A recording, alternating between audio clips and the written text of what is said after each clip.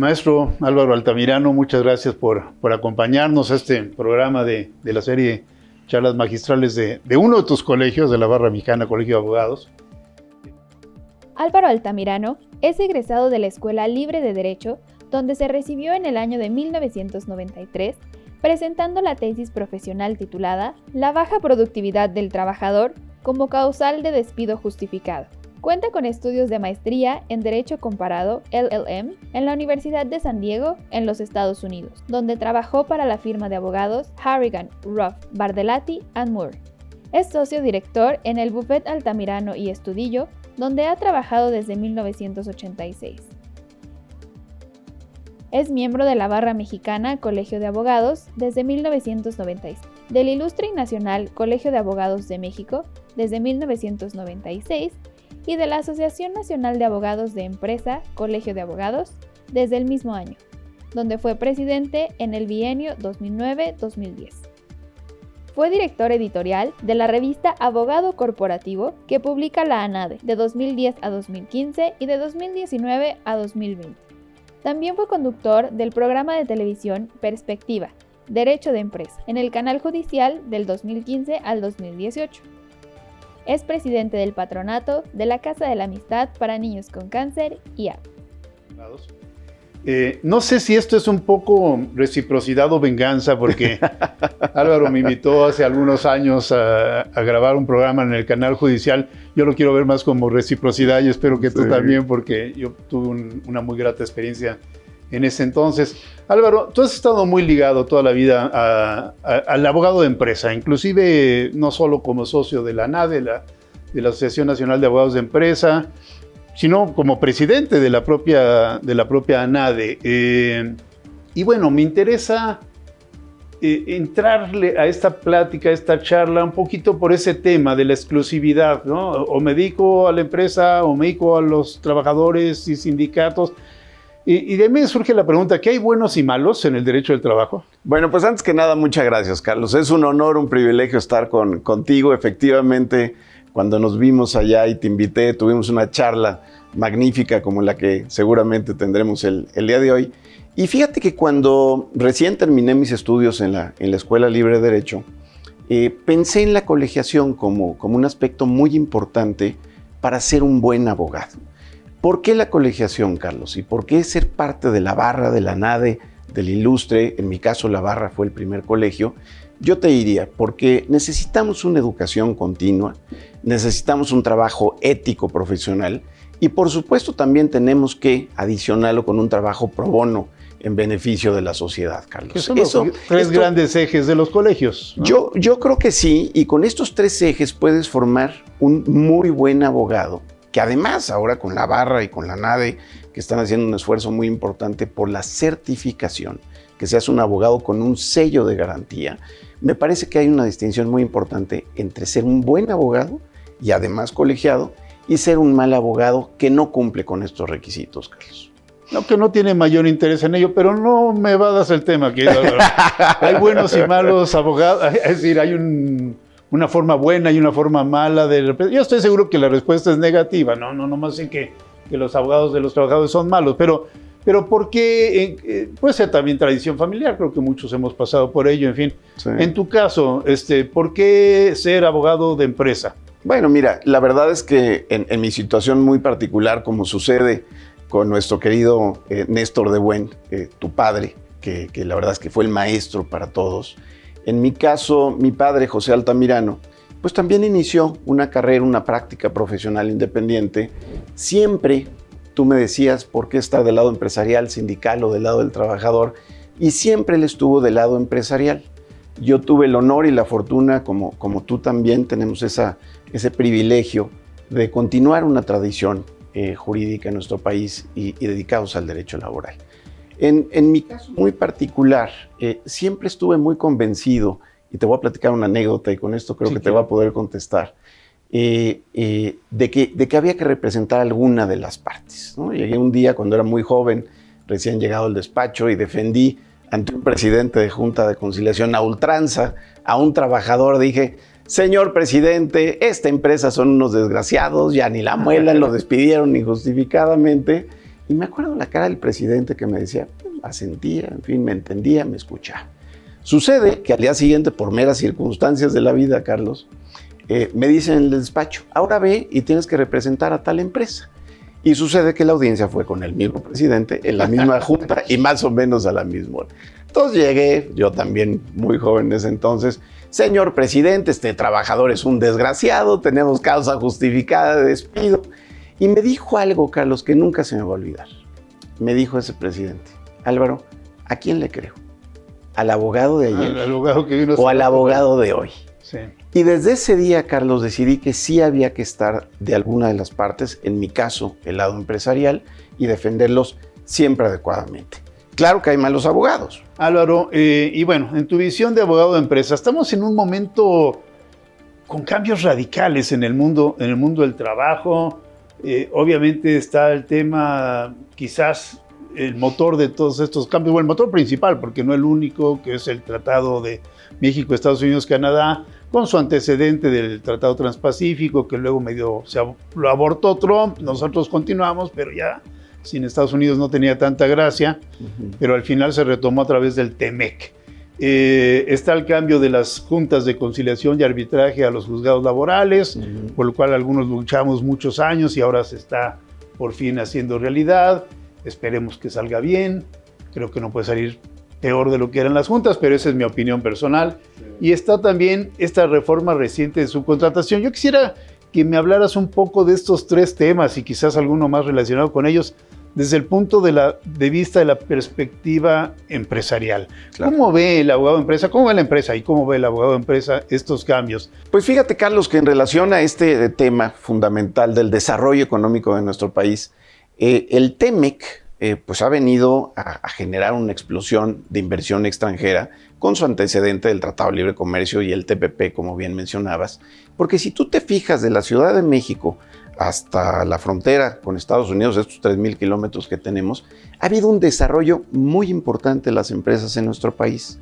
Esto se debe a la unión que hay ahora con Estados Unidos y Canadá. Tenemos muchos retos. Por ejemplo, el salario mínimo, pues tenemos 141 pesos diarios, Carlos, correlativo a 10 o 15 dólares, pero por hora en Estados Unidos. Sí. Entonces, uno de los aspectos que creo que tenemos que mejorar es justamente ese desequilibrio que hay entre los ingresos de México y Estados Unidos. Yo espero que con el TEMEC evitemos el trabajo forzoso, que no haya una representación sindical verdadera, el trabajo de menores. Es decir, espero que haya una evolución hacia cada vez tener una mejor relación de trabajo y mejorar cualquier condición que tengamos en nuestro país. Eso por el TEMEC.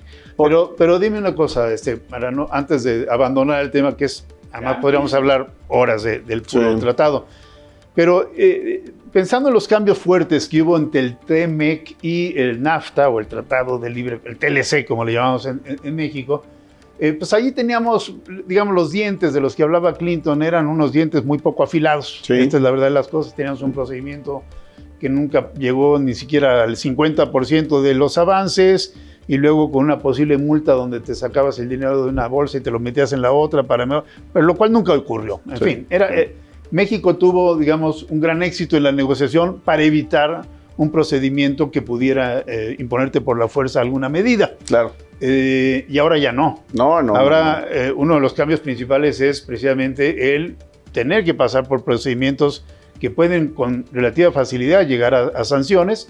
Hoy tenemos ya 2 quejas. No sabemos si se va a abrir o no se va a abrir el procedimiento de respuesta rápida, con los panelistas, en fin, que les correspondan. Pero ciertamente la empresa ahora sí puede sufrir inclusive la pérdida de las ventajas competitivas, aranceles, en fin, si está violando. Ya no solo es el problema del Estado, ¿no?, sino es el problema de la empresa. ¿Esto le preocupa al sector patronal? Por supuesto que sí, pero es una invitación a ser mejores, Carlos. Yo creo que tenemos que ver el lado positivo. Todo el desarrollo de nuestro país en los años recientes, desde la firma del Tratado de Libre Comercio, ahora con este tratado México, Estados Unidos y Canadá, me parece que ha sido en gran parte por esta relación tan magnífica que tenemos con la mayor economía del mundo, con Estados Unidos, ¿no? Con Canadá, ahí va caminando, pero pues obviamente es con Estados Unidos fundamentalmente. Yo sí creo que estos procedimientos y esta respuesta rápida y ágil que debemos de dar va a generar que poco a poco nos acostumbremos a tener mejores relaciones de trabajo, donde haya efectivamente una representación sindical verdadera. Tú eres un gran abogado en ese aspecto colectivo, Carlos, y mereces una gran felicitación y reconocimiento. Y sabes que lo que queremos en nuestro país es una representación sindical real y verdadera y acabar con este cáncer lamentabilísimo de los contratos de protección o de administración que tanto teníamos en nuestro país, Carlos. Pero se abrió un plazo muy grande, digo yo, de 4 años. Pero ya nos queda poco, mayo del 23 ya se nos fue. Ya se nos fueron ya 2. Está muy cerca, sí. Estamos a la mitad del trayecto, sí. Y se dice que se habrán legitimado el 2 o 3% de los contratos colectivos. Dicen que por ahí de 600, más o menos de 50,000. Entonces sí, estamos... Y la pregunta va a ser, ¿qué va a pasar al terminar este plazo? ¿Vamos a tener una mayor representación sindical y más verdadera? ¿O por el contrario va a reducir la representación sindical? Cuando yo me he atrevido a sugerirle a un cliente, patrón, empresarial, porque tú sabes que nosotros manejamos de los dos lados, digamos. Sí. Cuando ha tenido, por ejemplo, una detentación de contrato colectivo y empiezas a conocer el ambiente y cómo están las cosas y le dices, pues ¿por qué no mejor se arregla con su viejo líder al que nadie conoce en su empresa? Sí. ¿Sí? Y estos jóvenes nuevos que están entrando, pues que ya hicieron su labor, no va a ser difícil trabajar con ellos, sí, porque nadie quiere cerrar empresas en este país, o casi nada. Sí. Digo, ¿por qué no manejamos al revés las cosas? No, nunca se ha aceptado. No, yo me quedo con mi líder de toda la vida, que nunca me ha dado problema. Pues ¿cómo te va a dar problema si nadie lo conoce y lo único que hace es cobrarte dinero por... Y yo creo que también esta es una gran oportunidad para legitimar, como el nombre lo dice, y realmente los sindicatos tienen una puerta magnífica de desarrollo para realmente representar a sus trabajadores. ¿Y tenemos los líderes que lo van a poder hacer? Yo creo que sí. Yo creo que hay un gran liderazgo en nuestro país. Lo que pasa es que se tiene que desarrollar más adecuadamente. Sí creo que esos líderes de protección, una de dos, o se convierten en líderes reales o terminarán esos contratos, Carlos. Y este es un aspecto muy importante que el TEMEC, regresando a nuestro tema, privilegia de gran manera. Lo que quiere es que haya sindicatos fuertes, sólidos, y también lo que se vale, Carlos, desde el sector empresarial es tú jugar al non-union o al union free, que le llaman en Estados Unidos, es decir, a no tener sindicato, que también es una opción válida en nuestro país. Eso es algo muy importante que tenemos que desarrollar. Pero la gran apuesta del TEMEC, Carlos, es en ese sentido. Me preguntabas también de la subcontratación. Sí, que ese tema también está muy álgido en este momento, ¿no? Es que tiene que ver mucho con la representación sindical. Totalmente. Curiosamente, porque en esta simulación que se daba para tener outsourcing ilegal, o incluso este fenómeno que le llamaban de insourcing, que básicamente era para evitar el pago de reparto de utilidades, y por eso ahora el tope que se estableció de los 3 meses, en la gran mayoría de estos casos no había representación sindical. Dicen que el 85% de la representación sindical era de protección. Entonces, aquí lo que va a ser importante es, ya que hagamos la sustitución patronal, ya que cerremos esas empresas de subcontratación ilegales, defraudadoras, que no pagaban IMSS, SAR, Infonavit, que no registraban a sus trabajadores, que los despedían cada 6 meses para no generar antigüedad. Estamos en ese proceso de entendimiento de cómo formalizar esas relaciones de trabajo y cómo evitar esa simulación. Déjame aclarar un poco, porque probablemente alguna parte de nuestro auditorio no esté tan familiarizada con el tema de la subcontratación, que claro, la subcontratación per se no tiene nada de malo, es decir, el poder encomendar a terceros, o el outsourcing, como le llaman, ¿no? La traducción literal sería algo así como proveerse desde afuera, ¿no? Correcto. Esto ha existido siempre, el proveerse de productos o de servicios de terceras empresas, pero derivó en una mala práctica donde los trabajadores de una empresa se ponían en la nómina de otra y esa otra empresa simplemente no tenía utilidades, ¿no? O no parecía tenerlas. Entonces, esta empresa de papel ofrecía sus servicios de poner en su nómina a los trabajadores de otras empresas, fundamentalmente por el pago de utilidades y también porque tenía un control sindical. No había manera de que esos trabajadores que estaban repartidos físicamente entre decenas o cientos de empresas se pudieran conocer unos a otros y constituir o formar parte de un mismo sindicato. Y esto, la verdad, las cosas que durante décadas a las autoridades no les importó gran cosa, lo dejaron pasar. Sí. Cuando empezó a digamos, impactar el tema fiscal, porque empezaron a servir también estas empresas de papel para evadir impuestos, y luego todavía peor, las mismas empresas empezaron a vender facturas falsas y demás.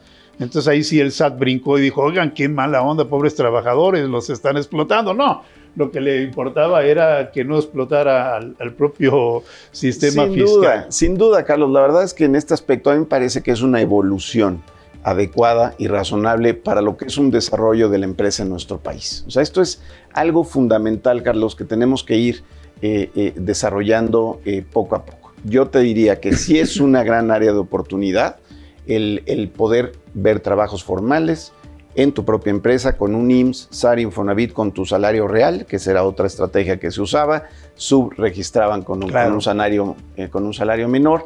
Y este extraño concepto constitucional, que es una conquista muy importante, el reparto de utilidades, fíjate que es interesante porque a nivel internacional los americanos lo ven como un 10% additional tax, como un 10% adicional de impuestos, porque no entienden que se distribuye entre los trabajadores.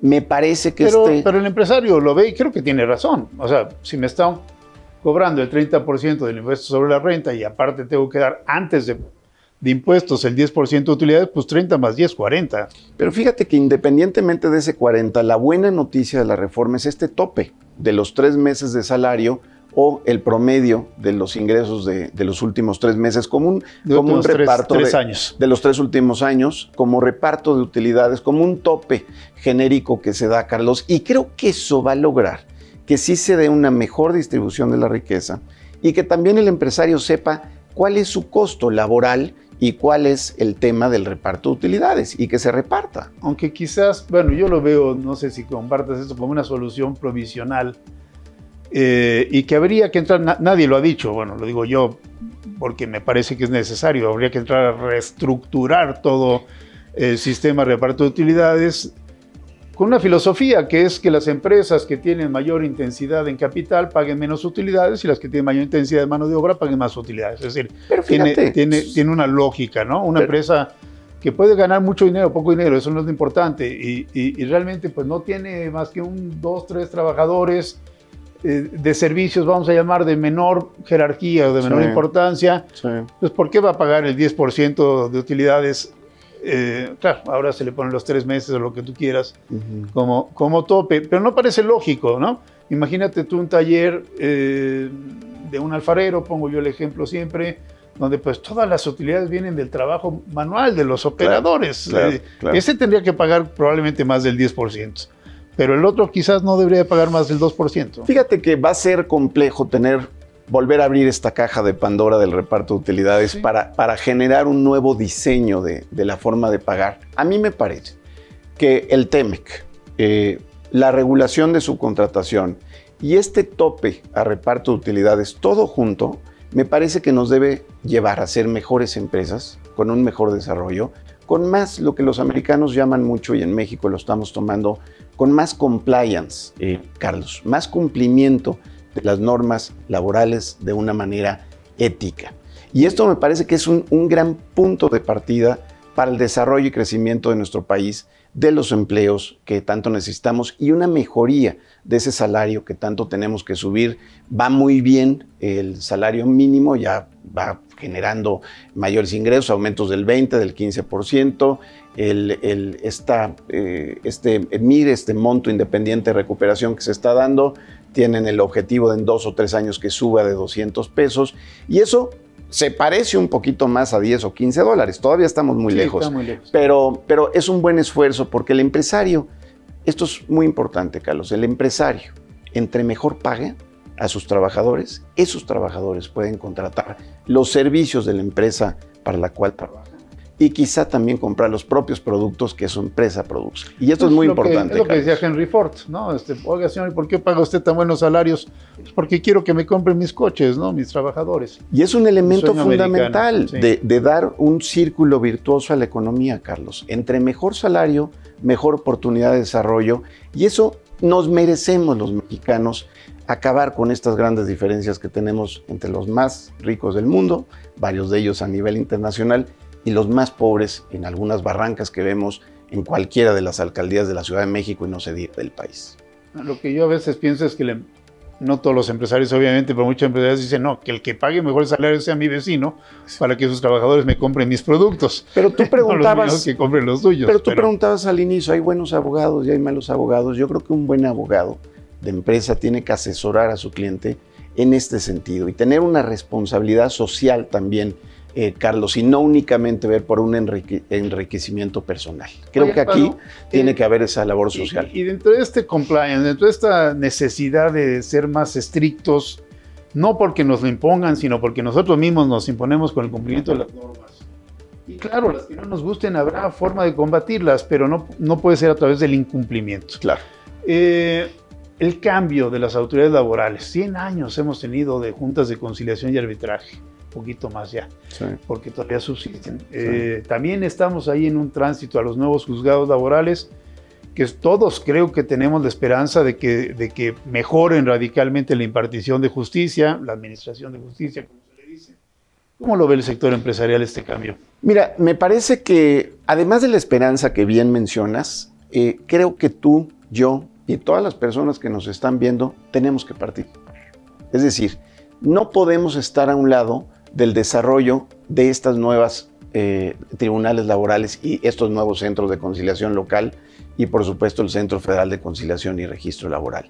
Es una gran apuesta para los tribunales, justicia pronta, expedita, oral, veracidad, principio de inmediación, principio de inmediatez, que tengas al juez que te está resolviendo y que te está dando una solución a tus conflictos. ¿Tú lo ves como algo positivo? Sin duda, ya tuve el privilegio en el Estado de México que me invitaran en un juicio que de alguna manera fue simulado y fue una maravilla. La forma en la que se resolvió será en 3 o 4 meses y si esa es la fórmula que vamos a utilizar, Carlos, va a ser muy exitosa. Entonces, esto también nos ayudará como empresa a dedicarte a desarrollar tus productos, tus servicios, a generar empleo y que los temas laborales se resuelvan de una forma rápida, eficiente y, por supuesto, con la conciliación de la mejor manera posible. Rápida, eficiente y mejor, o más preparado. En fin, Álvaro, hay un tema, nos queda poco tiempo, pero hay un tema que no quiero dejar pasar. Todavía estamos en medio de la pandemia, no hemos salido y se habla de una tercera ola del COVID-19. Sí. Pero ha sido una transformación radical e impuesta por las circunstancias, no por la ley. Claro que ha habido acuerdos de la Secretaría de Trabajo y demás, que si es una pandemia, no, que si es emergencia de fuerza mayor, que no sé qué. Pero las empresas se han tenido que arreglar y la mejor manera de arreglarse ha sido platicando con los trabajadores, con los sindicatos, donde hay verdadera representación. ¿Qué hemos aprendido en estos año y medio, digamos, de pandemia? Dos premisas fundamentales, Carlos. Mantener la salud de todos los mexicanos, de los trabajadores, de los empresarios, de toda la gente que está metida en el mundo productivo como primera premisa. Y segunda, conservar las fuentes de empleo. Me parece que lo fundamental que hemos aprendido es cómo lograr mantener un empleo, una fuente de desarrollo, una generación de riqueza y que es hacia donde vamos, pues hacia realmente esta reactivación y subirnos a esa ola de reactivación y lograr tener verdaderamente en nuestro país ese crecimiento que ahora todos estamos esperando, Carlos. ¿Ayudará el diálogo entre empresarios y trabajadores? Sin duda esa es la fórmula para lograr tener la mejor posición económica de nuestro país y además regresar en esta mejor distribución de la riqueza a que México sea uno de los mejores países del mundo. Tenemos todo, Carlos, tenemos todo, pero estamos todos obligados a participar. Se han rebasado, digamos, a los líderes sindicales en este lapso donde la empresa a lo mejor no quería tener una representación sindical y sin embargo se ve la necesidad de decirle a la gente, vas a trabajar desde tu casa, vas a venir, vienen tales y tales no vienen. Cambios radicales en la forma de producir de un día para otro. Hemos tenido que ser muy creativos. El teletrabajo pues, es la regla del día de hoy y mucha gente probablemente se queden laborando en teletrabajo. Entonces, tenemos que ser creativos para ver que las nuevas formas de trabajar sean eficientes y productivas. Y sin duda alguna, como país, reitero, nos tenemos que adaptar a esta nueva realidad. Ahora sí que eres aceptarse, soy muy optimista porque adaptarse y ajustarse a la realidad o morir, Carlos. Sin duda alguna que ese es el objetivo fundamental. Pues yo creo que sí, me contagias tu optimismo, Álvaro. Veo todavía hoy un proceso no muy a corto plazo, pero creo que esta combinación de la pandemia, ¿se acuerdas que igual no eran deseadas en un principio la pandemia, el procedimiento de resolución rápida de los conflictos del TEMEC, la reforma en subcontratación y reparto de utilidades, los cambios a las juntas de conciliación y arbitraje, nos ha caído todo así como en bloque, pero creo que al final va a ser un aprendizaje salvaje, muy rápido, sí, pero muy positivo. Estamos en el mejor momento y en el mejor lugar como laboralistas, Carlos. Tenemos que aprovechar esa gran oportunidad y, por supuesto, siempre ver por el desarrollo de nuestros trabajadores, de nuestras empresas y de nuestro país, Carlos. Álvaro, pues muchas gracias. Ha sido una plática deliciosa, digo yo. Encantado, igualmente. Verdad, te agradezco muchísimo tu participación. No fue venganza, fue reciprocidad, espero, para ti. Sin duda alguna, sí lo veo y ojalá que haya muchas otras oportunidades, Carlos. Ojalá, muchas gracias, Álvaro. Al contrario, gracias a ti, Carlos.